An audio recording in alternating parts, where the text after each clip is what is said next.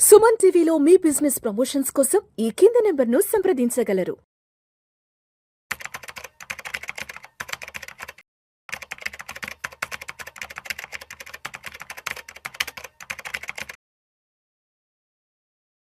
సత్యనారాయణ గారు నమస్తే సార్. నమస్తే సత్యనారాయణ గారు, లాస్ట్ 3-4 ఇయర్స్ నుంచి బంగారం ధరలు విపరీతంగా పెరిగిపోతున్నాయి. ఎందుకయ్యా విపరీతంగా పెరిగిపోతున్నాయి అని అడిగితే ప్రతి ఒక్కరు చెప్పే రీజన్ ఏంటంటే ఆయా దేశాల సెంట్రల్ బ్యాంక్స్ పెద్ద ఎత్తున టన్నుల కొద్దీ 100 టన్నులు 1000 టన్నులు కొని పెట్టుకుంటున్నాయని చెప్తున్నారు.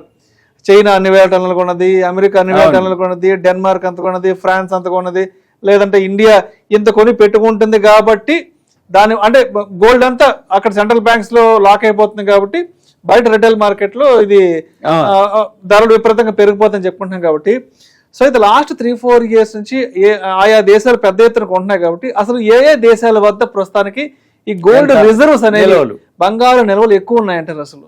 ఓకే, అసలు ఫస్ట్ మూలం ఎక్కడి నుంచి అంటే బంగారం అనగానే ఇప్పుడు కాదు, మన పూర్వకాలం నుంచి కూడా ఏ దేశంలో ఏ రాజు దగ్గర బంగారం నిల్వలు ఎక్కువ ఉన్నాయి అంటే ఆ దేశం ఆ రాజ్యం అంటే ఆ అప్పట్లో మంచినప్పుడు ఆ చరిత్రలో ఆ రాజ్యం అనుకోండి ఆ రాజు దగ్గర అంటే సుభిక్షంగా ఉంది అనేది.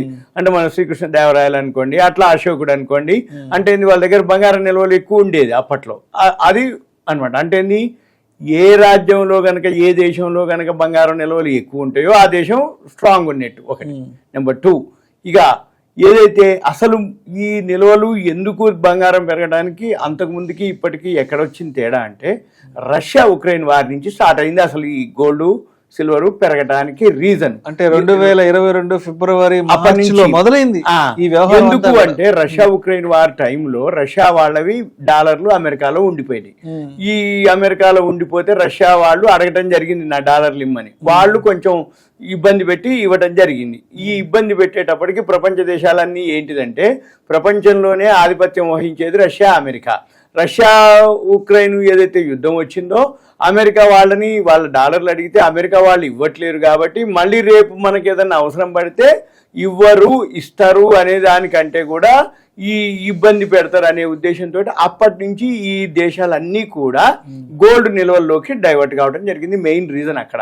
ఇక దాని తర్వాత గాజా ఇజ్రాయెల్ వార్ అనుకోండి, మళ్ళీ దాని తర్వాత ఎప్పుడైతే ఈ రష్యా ఉక్రెయిన్ వార్ ఆగకపోవటం, మళ్ళీ ఇవన్నీ జరుగుతూ ఉన్న తర్వాత 2026 జనవరిలో 2025 2024 డిసెంబర్లో అధ్యక్షుడిగా ట్రంప్ ఎన్నుకోబడటం, 2025 ఇక అంటే మొన్నటికి 20 జనవరికి సంవత్సర కాలం అయింది. ఏది ఆయన అధ్యక్షుడిగా నిలబడటం, ప్రమాణ స్వీకారం ఇవన్నీ జరిగేటప్పుడు ఆయన ఎప్పుడైతే వచ్చిండో ప్రపంచ దేశాలన్నిటి మీద సుంకాలు టారిఫ్లు వేయటం.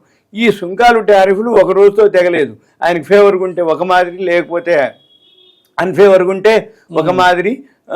తెల్లారేపాటికి ఫస్ట్ చైనా 80% అనగా నేను 100% వేస్తా మీ దేశం మీద, మళ్ళీ నేను 120% అంటాం. వద్దులే ఇక మళ్ళీ మామూలే ఉండాలి అని కరెక్ట్. అంటే అక్కడి నుంచి మొదలైంది. మీరు అన్నట్టు సెంట్రల్ బ్యాంకులు అన్ని కూడా అప్పటి నుంచి అంతకుముందు నుంచే కొంటూ వచ్చినాయి. ఇక ఎప్పుడైతే ఈ ట్రంప్ ఎప్పుడైతే అయిందో ఇంకా కొనడం మొదలుపెట్టి ఏ రోజుకి ఆ రోజు ఎక్కడికక్కడికి కొంటూ ఉండేటప్పటికీ ఇక ఏ రోజు కూడా వెనక్కి పోవటం లేకుండా ఉండేది. 1 సంవత్సర కాలం నుంచి రోజు అంటే షేర్ మార్కెట్ అనిశ్చిత పరిస్థితులు, ఈ యుద్ధ వాతావరణం అలానే ఉండటం, ఈ ట్రంప్ సుంకాలు టారిఫులతోటి ఎప్పుడు ఏ టైంలో ఏం జరుగుతుందో తెలవట్లేదు కాబట్టి ఇక మొత్తం గోల్డ్ సిల్వర్లోకి వెళ్ళిపోవటం జరిగింది. ఈ సెంట్రల్ బ్యాంకులన్నీ జమ చేయడం జరిగింది. ఈ సెంట్రల్ బ్యాంకులన్నీ నిల్వలు పెంచుకోవడం జరిగింది. డాలర్లను కొనకుండా డాలర్లు అమెరికాలో ఏవైతే ఉన్నాయో చిన్నగా అక్కడి నుంచి కూడా మా కొద్దిలే బాబు మా పైసలు మాకు ఇచ్చాయని తెచ్చుకోవడం జరుగుతుంది. ఇక ఇప్పుడు మన దేశం కూడా గ్రేట్ బ్రిటన్ దగ్గర అప్పుడు అక్కడ ఉన్నటువంటి ఏదైతే మంది రిజర్వ్ అక్కడ పెట్టింది దాన్ని కూడా తెచ్చుకోవడం జరిగింది. అంటే ఎప్పటికప్పుడు ఏ అవసరం ఏమవుతుందో తెలియదు. ఏం జరిగినా ప్రపంచవ్యాప్తంగా గోల్డ్ నీ దగ్గర ఉంది అంటే క్యాష్ ఉన్నట్టే.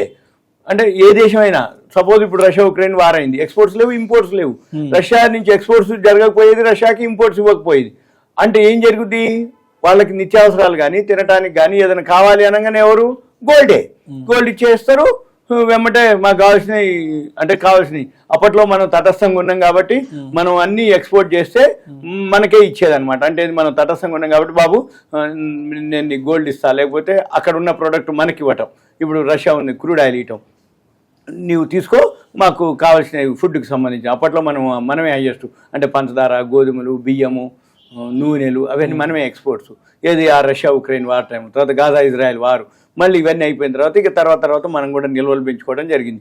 ఇక వరల్డ్లో ఫస్ట్ హైయెస్ట్ ఎందుకు అనేది అంటే అమెరికా దగ్గర నిల్వలు ఎక్కువ ఉన్నాయి కాబట్టి ఆయన ఏం చెప్పినా నడుస్తుంది. అమెరికానే ఆధిపత్యం వహిస్తుంది, అమెరికానే అనమాట. అంటే వాళ్ళ దగ్గర ఎన్ని ఉన్నాయి అంటే 8133.5 మెట్రిక్ టన్నులు. ఇంత హైయెస్ట్ అనమాట. అంటే వరల్డ్లో టాప్ 10 కంట్రీస్లో అమెరికా దగ్గరే ఎక్కువ నిల్వలు ఉండటం జరిగింది. ఇక తర్వాత జర్మనీ అంటే 8133.5 మెట్రిక్ టన్నులు అమెరికాలో ఉంటే, సెకండ్ వన్ వచ్చి జర్మనీలో 3351.5 మెట్రిక్ టన్నులు ఉన్నాయి వాళ్ళ దగ్గర. తర్వాత జర్మనీ అయిపోయినాక IMF ఇంటర్నేషనల్ మానిటరీ ఫండ్ ఉంటుంది, వాళ్ళ దగ్గర కూడా 2814 మెట్రిక్ టన్నులు ఉన్నాయి వాళ్ళ దగ్గర కూడా. అంటే ఏంది హైయెస్ట్ నుంచి అనమాట. అంటే ఏంది ఎవరి దగ్గర బంగారం నిల్వ ఎక్కువ ఉందంటే వాళ్ళు ఏం చెప్తే అది నడుస్తుంది అన్నట్టు. అంటే ఆధిపత్యం వాళ్ళదే. ఇక IMF తర్వాత ఇటలీ ఉంది 2451.8 మెట్రిక్ టన్నులు వాళ్ళ దగ్గర.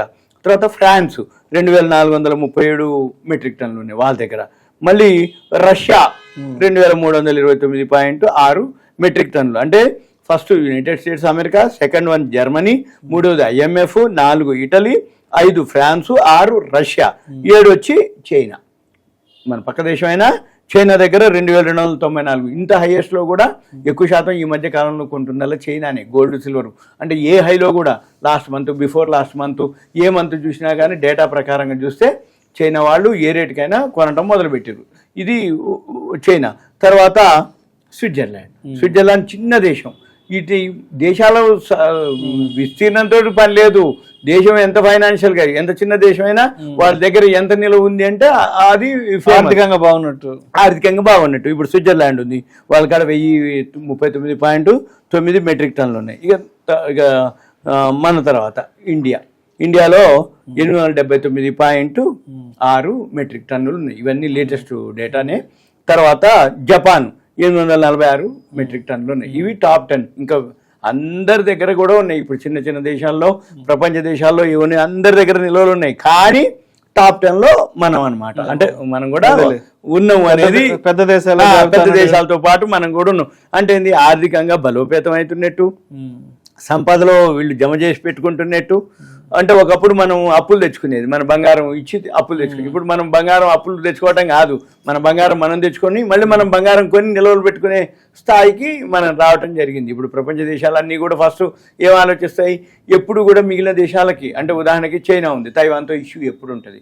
ఇప్పుడు అమెరికా ఉంది, ఇప్పుడు ఈ ఆక్యుపై చేస్తా అని అంటుంది. ఇప్పుడు రష్యా ఉక్రెయిన్ వారు, గాజా ఇజ్రాయెల్ వారు.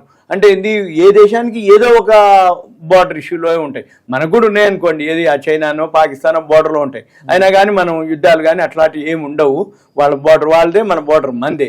మనం ఎప్పుడు కూడా మనం అటువంటి వాటికి చాలా దూరంగా ఉంటాం కాబట్టి మన ఎకానమీ ఉంది. ఇక రాబోయే రోజుల్లో ఇంకా మళ్ళీ వీడియోలో ఈ డేటా ఇంకా ఇంక్రీజ్ అయ్యే అవకాశాలే కనపడుతున్నాయి. Right sir. Thank you sir.